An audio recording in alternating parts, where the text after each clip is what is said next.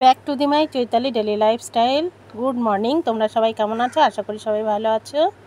সকালবেলা আমি বিছানার চাদর চেঞ্জ করে নিচ্ছি আর বালিশের ওয়ারগুলো চেঞ্জ করে নিচ্ছি। চাদর চেঞ্জ করে নিয়েছি আর ওই পাশেও আমি বালিশ বিছানা গুছিয়ে দিয়েছি।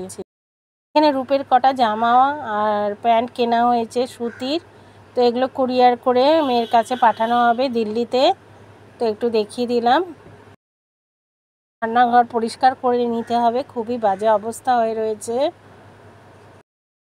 রান্নাঘর ভালো করে ক্লিন করে নিয়েছি, মেজেও পরিষ্কার করে নিয়েছি, রান্নাঘরের বাসন টাসন সব মাজা হয়ে গেছে। এখন আমি কাচতে দেব মেশিনে।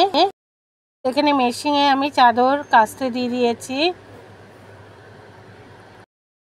সকালে রুটি আম কাঁঠাল নিয়ে নিয়েছি, খাওয়া দাওয়া করে এবারে রান্নার দিকে চলে যাব।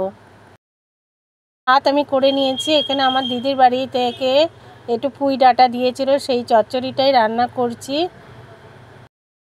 রান্না বলতে ভাত, পেঁপে দিয়ে মুগের ডাল আর চচ্চড়ি, আর পোস্তটা কালকের ছিল, এটাও করলা দিয়ে ডালের বড়া দিয়ে করা ছিল, ফ্রিজে বের করে নিয়েছি। আর এদিকে আমরা চাটনি করে নিয়েছি। তো বিকেলবেলা একটুখানি বেরিয়ে পড়লাম, তো কোথায় যাচ্ছি চলো দেখতে পাবে।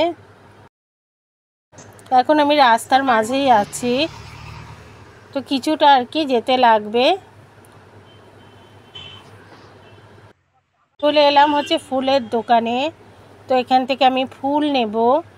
দেখো নানা রকমের ফুলের সমাহার, কত রকম ফুল, অর্কিড থেকে শুরু করে সূর্যমুখী, বেল, রজনীগন্ধা, প্রচুর ফুল নিয়ে বসেছে। তো এখান থেকে ফুল নিয়ে নিচ্ছি, নেওয়া হয়ে গেছে আমার।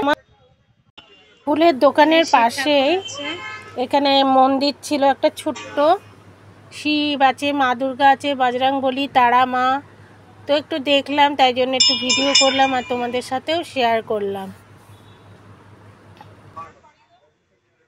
আমি বাড়ি ফিরছি, যেতে যেতে ফলের দোকান পড়লো, সেগুলো একটুখানি দেখালাম। নানা রকম ফল নিয়ে বসেছে।